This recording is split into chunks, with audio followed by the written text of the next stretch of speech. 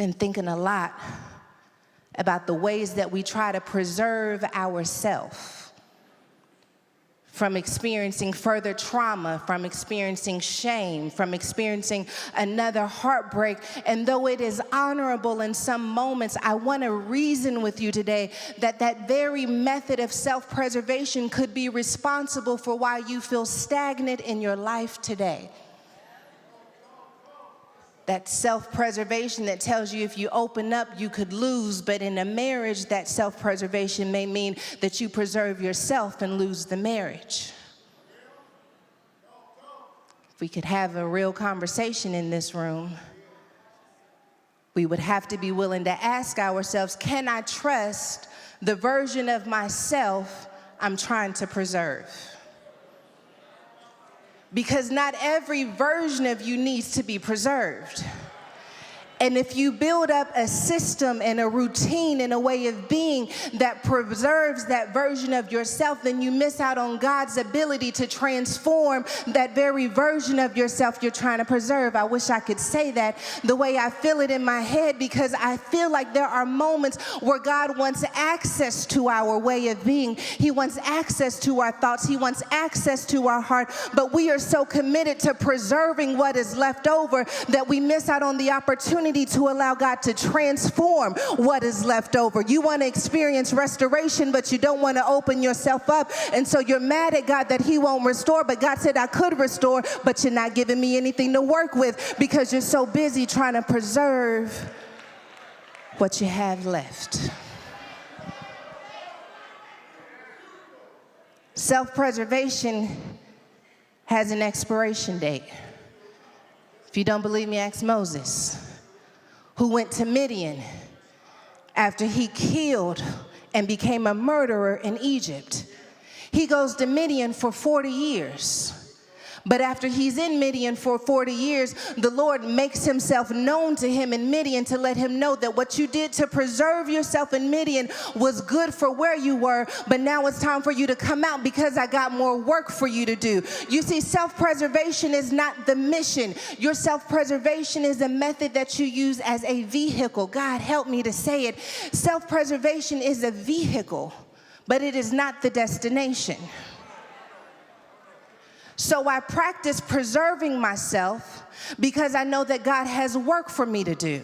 But I don't make my mission protecting myself, because if I make my mission protecting myself, then I will miss out on the very reason that I was created. And so I have to learn to balance the reality that I do need to preserve myself, and I do need to move with wisdom, and I do need to have boundaries, but I also need to know when none of that matters, because it's time for me to step into something that requires vulnerability.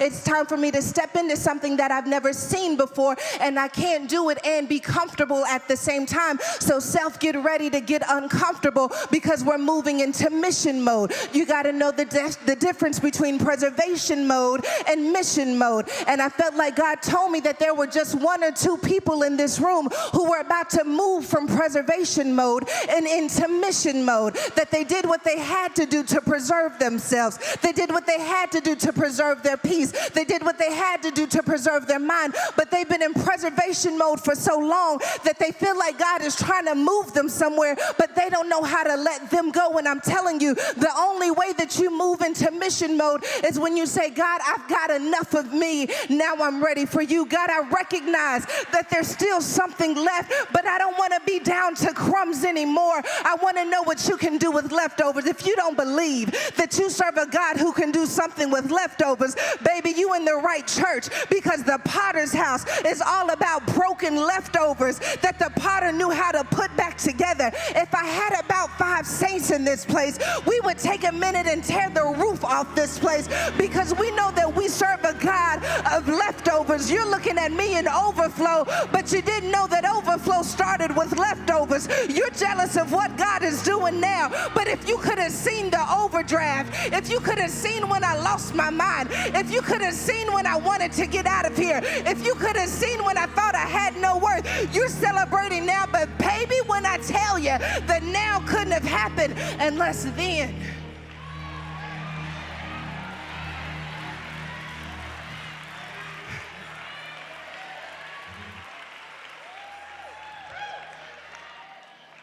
You can protect the leftovers, or you can offer the leftovers as a sacrifice. Moses had to be willing to take what was left over, even though he didn't think it was enough. Even though he wasn't sure that it could be powerful, God says, I want what you have left over, because what you have left over is enough for me to transform not just your world, not just you, but the world.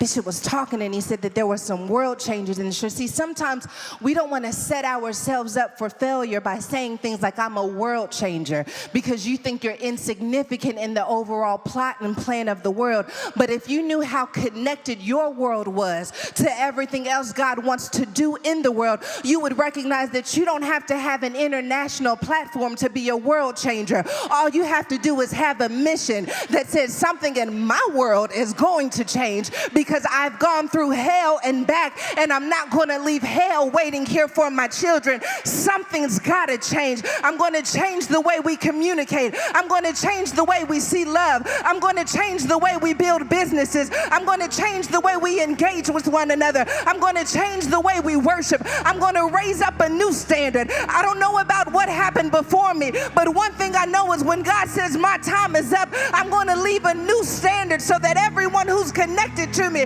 can come up a little higher. That's all I want to do. If breaking a chain means you came up a little higher, that's all that matters to me. I may not be the first millionaire. I may not be the first billionaire, but I'm going to leave a rope, because I'm going to be the first thousandaire. I'm going to be the first hundredaire. I'm going to kick something off in my family that ain't never been kicked off again. I'm going to kick something off from my generation that has never been kicked off before, because my Creator created me to create something different. I am not created to do what has already been done.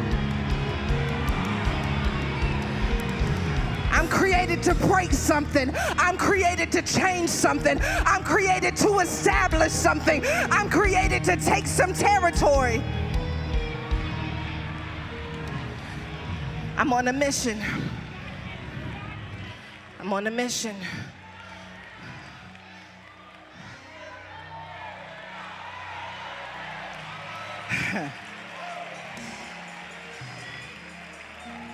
Yeah. And the mission requires that I come out of this trance.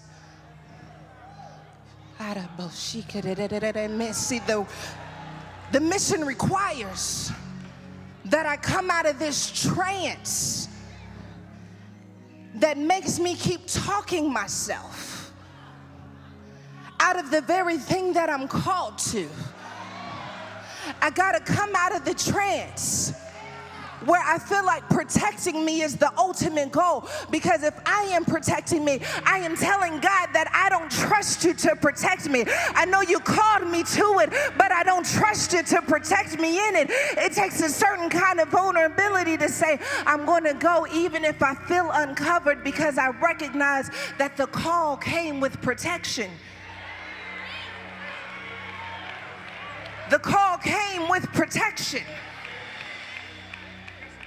Called me to this marriage, called me to this business. But what if I fail? What if they break my heart? If I called you to it, I'm going to protect you through it. So what if they break your heart? I know how to put it together. So what if you fail? I know how to pick up the broken pieces. So what if it doesn't work out? I know how to make all things work together for the good